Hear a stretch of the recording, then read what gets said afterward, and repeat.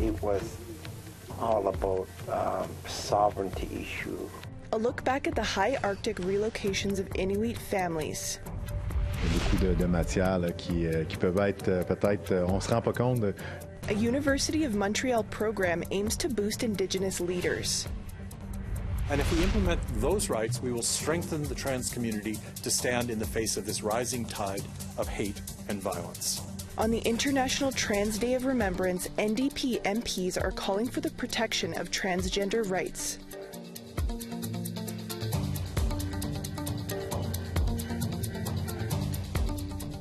Good evening and welcome to APTN National News. I'm Savannah Kelly. Nearly 70 years after the fact, the memory of the high Arctic relocations of Inuit from northern Quebec to northern Nunavut still lingers in people's memories. Trevor Wright brings us this. In 1953, around 92 Inuit from the northern Quebec community of Inuvialuk were forcibly relocated by the federal government to what became the two highest communities in Canada, Resolute Bay and Grise Fiord. During this time, the United States and Soviet Union were scaling up their activities in the Arctic Circle, threatening to erode Canada's claims in the high Arctic. Larry Outlook was 3 years old when his family was relocated to Grise Fiord. It was all about sovereignty issue, Canadianizing this part of the Arctic versus, well, again, the military, the scientific community, and weather station against the American Cold War. It was all turns out to be part of the Cold War during the 60s with the Americans and Russians. Despite promises that they would be able to return, they were never able to. Like my mother was the witness right there when I was growing up. She says, I was right there when your father was being told that, and it should we at any time are not happy and dissatisfied, we want to, we can tell the government and they can take us back right away. In 1988, as a result of lobbying from several Inuit groups, the Feds sponsored a return to northern Quebec. Around 40 individuals chose to return. Many younger Inuit chose to stay. Joadimi was a part of the younger generation. He was born a few years after his family was relocated from Inuvialuk in 1953. He says there's a generational division between those born before and after the relocations. So one of these northern Quebec elders saying, I went to my uncle Simeone and I asked him, which would you prefer, caribou or Arctic char? To my surprise, he said Arctic char. I want more Arctic char than I want caribou. Turn out in northern Quebec, if you really look at from the way high, there's a lot of little lakes. In northern Quebec Inuit, they survived on Arctic char quite a bit. Mm-hmm. Surviving to the new environment wasn't easy. The Inuit from Quebec had to adapt to a new environment where the sun goes away for months in the winter. There were no buildings at the time and many slept in tents for years. Larry wrote about the experiences of the high Arctic exiles in his book, What I Remember. He says there was little effort by the federal government to record or even communicate with Inuit who were relocated. Nothing could be found, and the government claimed they never made any promises, but there was a lot of verbal talk, and the government civil servants like RCMP in this case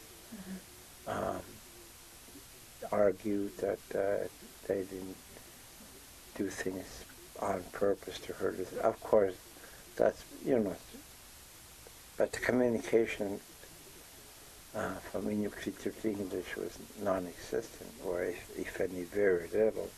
Despite these experiences, Larry calls Grise Fiord home. It's where he grew up. Yeah, this is home. I grew up here. This is the home that I know and have lifetime of friends here and people. Yeah, I wasn't really affected other than by the fact that the stories that my mum and all the elders used to talk about in northern Quebec. Mm-hmm. I never been there. This the life I grew up in, so it just became like home. Mm-hmm. And even though a lot of people would say, you know, it's really cold, but when you grow into an environment, we adapt to it, and basically that's how we survived. It's like. In 2010, the federal government formally apologized for the Inuit relocations. 2 statues commissioned by Nunavut Tungavik Incorporated in Resolute Bay and Grise Fjord were erected to commemorate the High Arctic exiles. Trevor Wright, APTN National News, Grise Fjord, Resolute Bay. We want to hear what you think about the legacy of relocating Indigenous communities. Here's how to continue the conversation. If you have a story you want to share, send us an email to news@aptn.ca. To read and watch our stories, go to aptnnews.ca.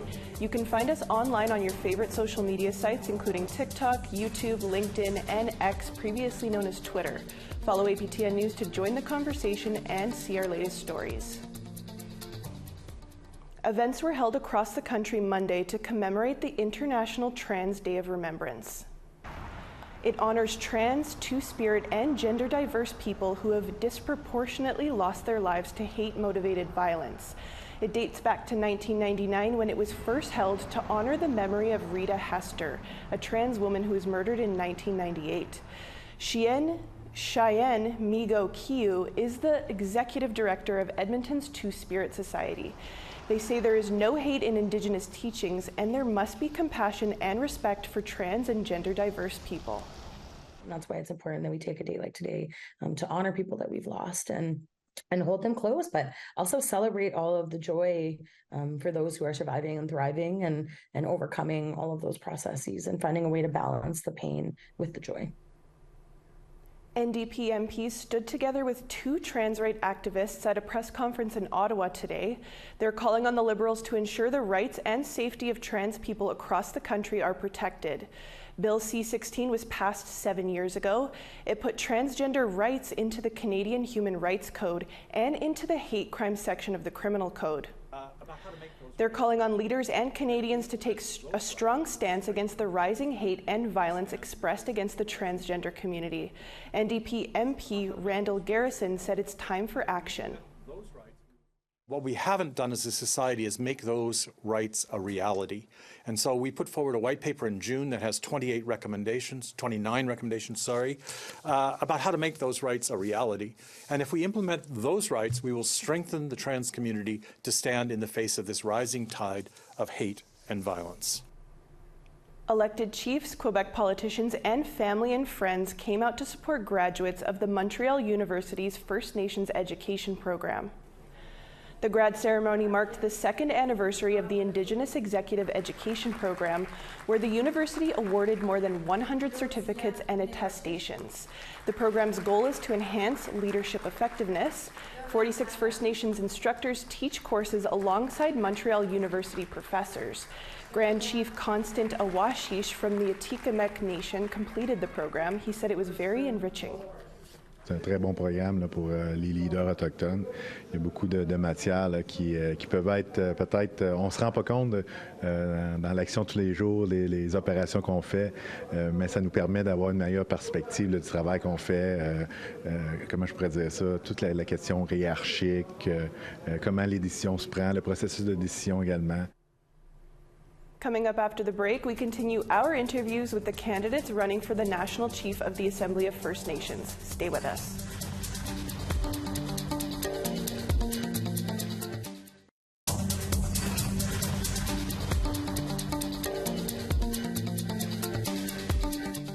Welcome back to APTN National News. There's less than 2 weeks left in the election campaign for National Chief of the Assembly of First Nations. We're speaking with all of the candidates ahead of the December 6th vote. Our guest today is Dean Sayers from the Batchewana First Nation, located on the eastern shores of Lake Superior. Dennis Ward spoke to him earlier about his campaign. Here's that interview. Dean Sayers, thanks so much for being with us. Good afternoon, Dennis. It's good to be with you as well. Well, it's been a tumultuous year for the Assembly of First Nations with the former National Chief's removal this summer and claims of bullying and harassment within the organization. What do you think needs to be done for the AFN to move forward? Thank you. As I go across the country and I talk to the chiefs in the different regions, I'm hearing the need that's being recognized to invest in a reconciliation approach within the AFN, and talking about its instruments that we've created over time, including the Secretariat, the political office, the regional chiefs, or the executive, along with the National Chief's Office, along with the chiefs. There needs to be a path of reconciliation that we need to embark on. We need to invest in. We need to look after our staff. We need to look after those relationships that are integral for us to be productive. And in my work over time, I've come across a lot of incredible people that are focused on and provide that in our communities, the healing, the reconciliation processes. We have the answers within our community to be able to fix this internal issue amongst ourselves. And we need to do this healing amongst ourselves and do the work amongst ourselves. And in preparation for the big jobs that we need to really be prepared for in the next few years, in regards to relationships that we might have not only amongst ourselves, but with other governments like Canada and the provinces. What do you say to those, within the grassroots who feel that the AFN no longer has their best interests at heart? Well, historically, and I've been involved representing the 133 chiefs in Ontario for a number of years now on the Charter Renewal Committee, which is an AFN committee that was struck by the chiefs in Assembly. And our role was to take a look at the existing foundational document. We refer to it as the Charter. And the Charter outlines the mandates, how we're going to operate, what our roles are at the AFN, and it's fairly archaic. It's decades old, and it needs to be renewed. We've been working on making changes to that so that it is truly evolved with society and with our communities and with our leadership. It was initially a chiefs organization that was set up to advocate and lobby on behalf of the chiefs, but we're hearing that the mandate needs to be broadened, needs to be brought up to speed, needs to be modernized. We only hear some just minimal expressions of the the overall renewal of the AFN, because we've not taken the time in the last short while to get a real deep sense of the perspective of everybody from coast to coast to coast, whether they be communities, First Nations leadership, chiefs, councils, youth.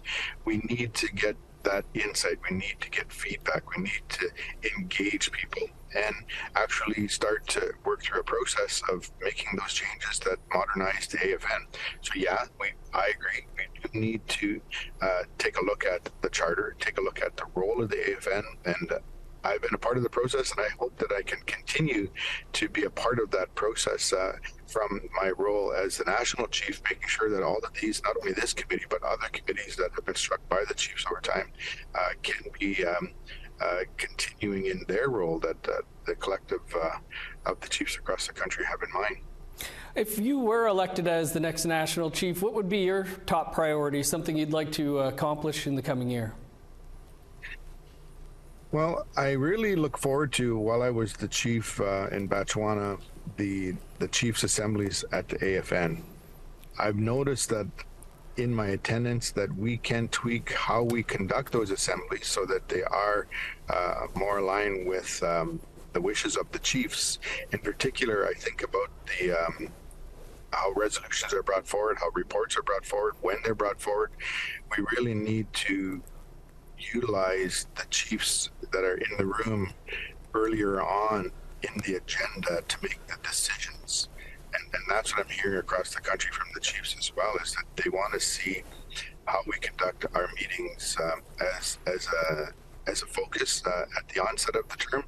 But we also are recognizing, as I go across the country, the variance and the types of expectations that Indigenous people have from coast to coast to coast. And I'm talking about, in particular, there are pre-Confederation, our pre-existing treaty relationships that a lot of First Nations have.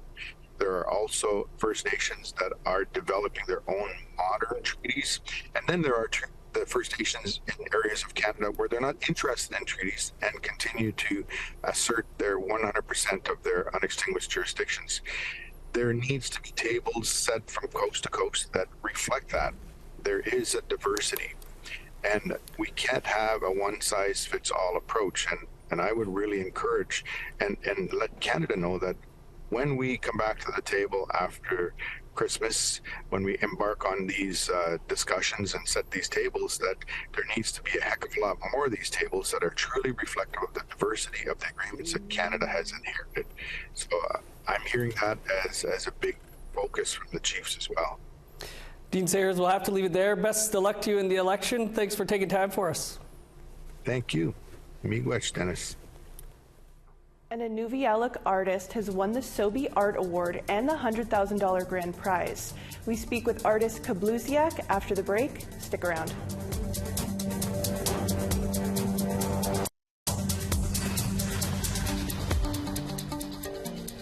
Welcome back. Time now for our photo of the day.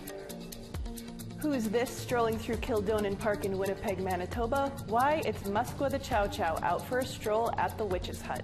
Thanks for sharing, Sandra. Be sure to submit your photos to share@aptn.ca for the chance to be our next photo of the day. Now let's take a look at tomorrow's weather forecast.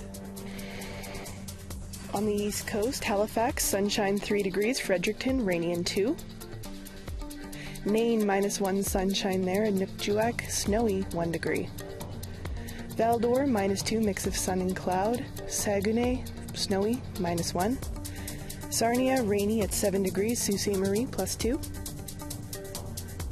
Kapuskasing, mix of sun and cloud, 1 degree there. Big Trout Lake, snowy, 2 degrees.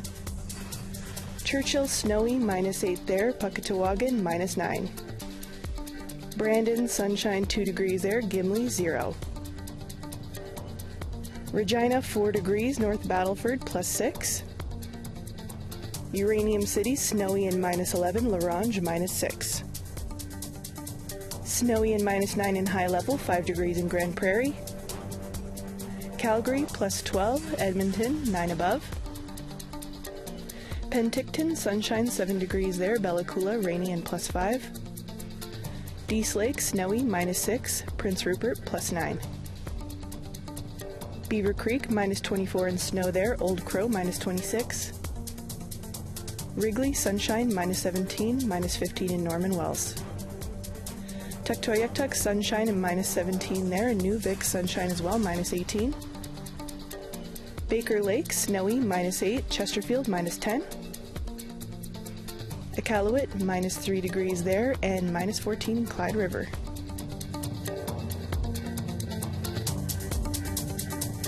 The 2023 Sobey Art Award winner was announced Saturday night. The prestigious $100,000 prize was awarded to Inuvialuk visual artist Kablusiak. Originally from Yellowknife and currently based in Calgary, Kablusiak's work focuses on Inuit diaspora and pop culture nostalgia. They join us now to discuss their win. Thanks so much for joining us today, Kablusiak. So what does winning the 2023 Sobey's Art Award mean to you? Thank you for having me. It's just such an incredible honor, and yeah, the support from the gallery and the curators, and it's all just, yeah, it's life-changing for sure. And how might this win affect your work going forward? Are there any creative projects you already have in mind to pursue? Totally. I'd love to just like explore different materials and different scale and sort of kind of push the limits and have more fun, I feel is what I'm most looking forward to. And you previously said that your pride lies in making your mom proud. So what did your family say when you won? that they're so proud, and just that that they're here with me celebrating no matter what. It's incredible just to know that there's so many people behind me. It's so beautiful. Absolutely. And any plans on what you'll do with the $100,000? Hopefully the housing market will crash soon and everything will be like super crazy affordable. So,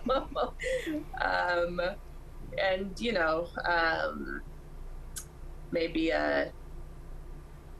just investing more into my practice, and pretty boring, responsible adult. Awesome stuff. Well, we'll have to end it there, but congratulations on the win, and we look forward to seeing what you create next. Thank you so much. The Montreal Alouettes are hoisting the Grey Cup after a thrilling last-minute rally over the Winnipeg Blue Bombers. Down by 3. Time running out. It's off! Touchdown! Tyson Philpott has the catch that has put Montreal ahead in the Grey Cup with 11 seconds to go.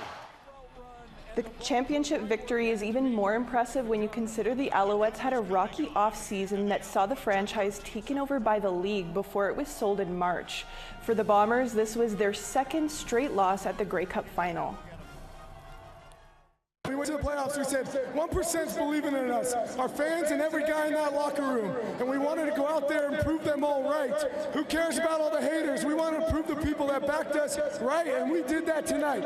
It means so much. Being a Canadian, I dreamed about this since I was about 6 years old. I envisioned it, and just to get here on the biggest stage and to get it done, man, it feels so good. The Alouettes upset the Bombers 28-24, capturing their first championship since 2010. Montreal entered the game as an 8-point underdog, but fought back after a dismal first half. It's the Alouettes' 8th Grey Cup championship. It's so hard for the guys to hear you right now. It's just so fresh. Their mind is just, they're spinning. It's really hard to get perspective, and that takes a lot of time. Winnipeg has been in the Grey Cup final the last 4 seasons, winning the first 2. In this time of reconciliation, there were some strides in that direction at last night's Grey Cup.